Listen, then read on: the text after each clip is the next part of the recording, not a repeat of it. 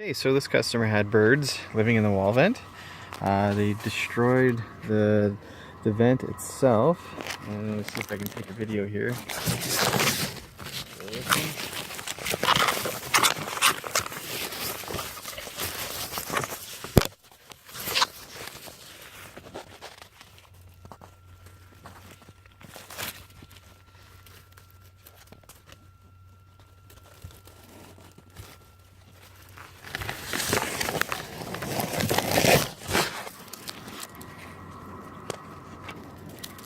So that's the inside of the wall in between the floors of the customer's home where the birds were living.